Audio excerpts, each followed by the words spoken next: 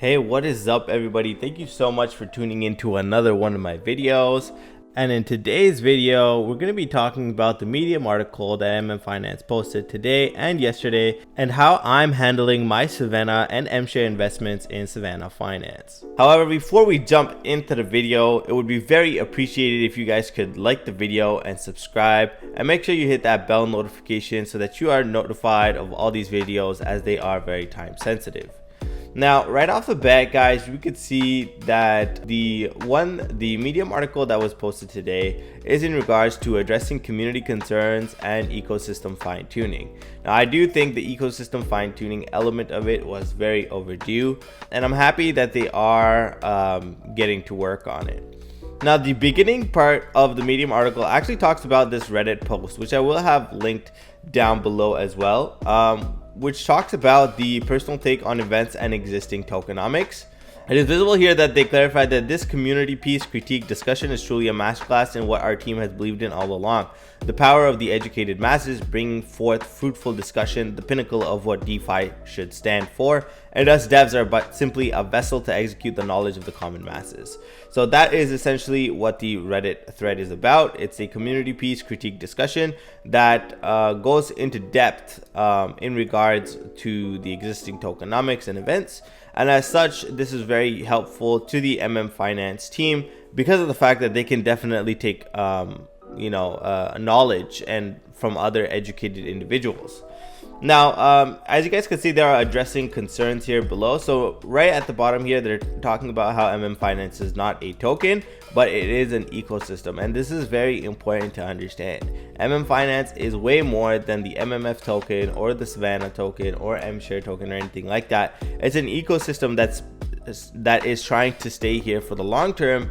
And I personally know for a fact that the team is not trying to make money from this. Now, you guys might be wondering, okay, how do I know that the team is not always just chasing the bag? Well, first of all, on Savannah, you guys can see here, if we look over into their documentations, which can be found on the website, you guys can see that the rewards that are being obtained from the boardroom go 100% to Mshare stakers. All right, the team does not take any funds at all from the entire project, and that for me is definitely nice to see, considering the fact that the team is building on the project. It's not like other projects that we've seen that are willing to give everything to the community, but in return they say that they're not going to work on the project. For example, Scrub Finance, they said there's going to be no more work being done on the project because we're not getting paid to do it. Here we can see MM Finance, on the other hand, they're willing to give 100% rewards to Mshare stakers, so people like you and I that have Mshare in the boardroom. However, and they're not going to take any money from there, which is also very nice. And similarly, in Hakuna Matata, the new project that they're building, the Medium article that was posted yesterday, you guys can see here, with zero allocations and selling from the team, there's no profit taking from this project except for the community. So once again here, this is another project that they are making with no projects or funds going directly to the team. It takes a lot of time to make projects like these, and they are paying very reputable and educated devs to be working on these. So that is going strictly from their own pockets and from whatever money they made in the past. And as such, once again, this shows me that the team is here to stay, guys. They're not here to make a quick buck, and when things go to shit like they are right now, with Bitcoin dropping continuously, and the market kind of being a little bit bearish, it is visible the team's just not taking their bag and walking away. The team is actually doing more to bring the community together and bring the confidence back into MM Finance so that the ecosystem lasts longer. Remember, it's not about the token, guys, it's about the ecosystem. As you guys can see here, they do put a little teaser, so talking about options markets, synthetics, tranche funds, high yielding stablecoin staking, more than 60%, which is very, very lucrative if you can get more than 60% on stablecoins. Now, if we scroll down further below as well, it talks about the FUD that happened here. So people talking about shorters, and you guys can go over it. It talks about how much price impact the shorting actually would have. And as you guys can see, they talked a lot, right? So I definitely suggest you guys go check this out, because it does give you a more extensive understanding of the team and how dedicated they truly are to the project. But what I will say as a summary, as this video, or else this video is going to be too long if I go and read out every paragraph, is that the team is really trying their level best to make people understand that your investment today is an investment in the ecosystem. And this is an ecosystem that they have already started to build, as we can see with the insane amount of projects and platforms that they've already created. And number two, the understanding that they are extremely bullish on Chronos. Now, Chronos, the blockchain where Finance is located, is, in my opinion, extremely bullish as well. First of all, as you guys can see the CDC logo in almost all places with high touch points. Example F1, Formula 1. Because it is EVM compatible, and it is the only crypto ecosystem trying to bridge the gap between Web 2.0 and 3.0. As more users enter CRO, so CRO, my question to you is, who are they going to see when they explore Chronos? Here's a clue. The first alphabet of the answer is MMF. Right here, you guys can see Finance. Now, the other thing that we need to understand as well, guys, is the launch of Hakuna Matata. Now, a lot of people were kind of confused as to whether or not Hakuna Matata is going to be good or bad for the project. Is it just going to be like a layer 2 tomb fork where it essentially pegs to the token, but it'll eventually die out as well? It's kind of just like a small pump or a small purchase of time. Well, here you guys could see the launch of Hakuna Matata is important in the meantime to provide some capital injection. Very important. While providing some much needed burns to take Savannah out of circulation. So we like hearing that Savannah is going to be taken out of circulation.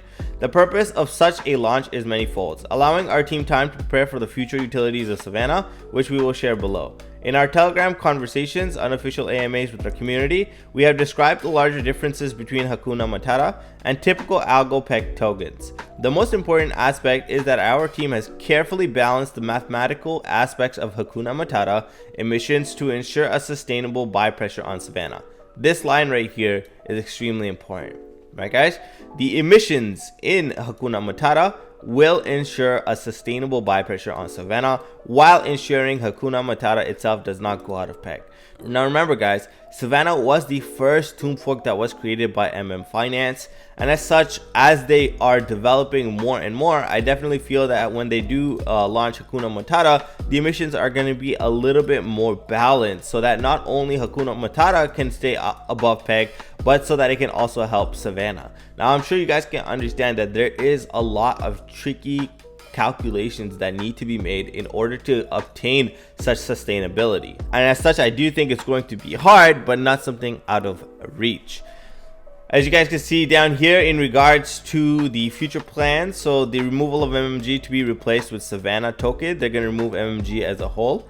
And as you guys can see down here, it says the team will build our GameFi product, the Arena, to adopt the use of Savannah tokens. So they are going to implement more use case for Savannah.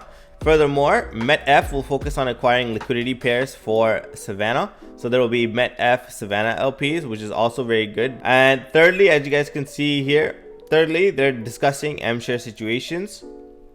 So a proposal for emissions calibrations will put in motion, which is very interesting as well, to see if they reduce the emissions of Mshare. That way it'll increase the price of Mshare very rapidly.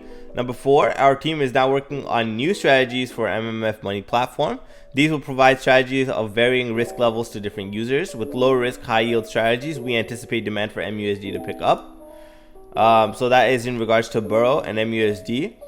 Fifth thing, our team is working on a fractional algorithmic aspect for our MUSD token that requires MUSD and MMF as collateral. Another good element to the MMF ecosystem. And lastly, keep them sensible suggestions streaming in. So they're talking about Reddit, Telegram, Discord, wherever. The sensible suggestions are always welcome. And they do put a final note here, guys. Definitely go and read it. There is a lot of sentiment, in my opinion, on this Medium article, so I definitely suggest you guys go check it out. And in regards to Hakuna Matata, you guys need to understand that it does require a 70% vote in order for Hakuna Matata to go through. As you guys can see, the timing of the snapshot is on the 2nd of May at 10 a.m. UTC, so in a very short time. So make sure you guys do go vote. I personally will be voting for yes, because if we take into consideration the paragraph for Hakuna Matata here, we can see that it is not going to be a simple layer 2. They're actually going to have different mathematical calculations being put into place. Savannah actually reached peg yesterday, as you guys can see here, at 4 a.m. in the morning. It ended up just losing peg shortly before coming back up. Now, unfortunately, Savannah was just under the TWAP. I think it was 1.005 or 006. So very close to that 1.01 that we need before last epoch. So we didn't actually print. Now, I am personally very heavily invested into Mshare, and I am dollar cost averaging myself more and more Mshare as we are kind of getting up to that level of peg. There is definitely a lot of sell-offs, as you guys can see, that are happening at the same time, which is kind of bizarre, but it also is a good thing, as I do think a lot of debt is going to be paid off from the swamp. Remember, guys, that since there was a lot of M bonds, they are definitely being purchased and sold as soon as we get back above peg. It is definitely one way that we've been talking in the Discord ever since we came down here to the 0.87 to buy bonds and redeem it when we get above that 1.01. It is a great way to help the platform, and furthermore to secure some gains, because it is pretty profitable. And I definitely do think you guys should have a look, because the team is working extremely hard. As you guys can see, they put out 2 articles back to back already. They do have amazing plans put in place to burn Savannah and to furthermore aid future utilities for the Savannah token. So I don't think this is going anywhere. I don't think this project is going anywhere. And I'm looking at this while recording, and I know already right now I am going to buy this dip again. Every time it drops under 5k, I have been purchasing a little bit of Mshare. Now, of course, none of this is financial advice, and you guys should always do your own research. We are in a very bearish narrative right now, so I definitely do suggest you guys manage your risks accordingly, because this can obviously stay under peg again, but it can also come back up. Now, me personally, I am very bullish because of all the efforts that are being put by the Finance team. I've personally been a part of at least 20 or 30 Doom forks, and I've never ever in my life seen a team work so hard to try to get a project back up to peg. So that is a very good green light for me. I think all we need is for the confidence to come back into the community before we see peg being above that 1.01 for a longer period of time than just a couple of hours. And the last thing I just want to talk about, guys, is the fact that even Tomb Finance itself, you guys can see it is under peg at 0.95, and this is one of the first projects to have this algorithmically pegged token functionality. So I definitely do think that it is important to understand that it is not only Savannah that has lost peg. Unfortunately, we were bombarded by a lot of FUD and a lot of unfortunate events surrounding projects that were launched on the MMF launchpad. However, I still do think Savannah is a project that I will be invested in long term. I do think come 2 months from now, or 3 months, or 6 months, this project will still be standing. And with all the future utilities that are being brought to the Savannah token, I definitely do think that it is going to be sustainable, and it is going to stick around for a period for a good amount of time. Now, that is going to be it for today's video, guys. Let me know what you think down in the comment section as to Savannah Finance. Are you dollar cost averaging, or have you sold your positions? There's absolutely nothing wrong in doing both, as it is important to secure your funds. Now, remember, guys, no part of this video was financial advice, and you should always do your own research. And with that being said, guys, as always, let's get that bag. Peace.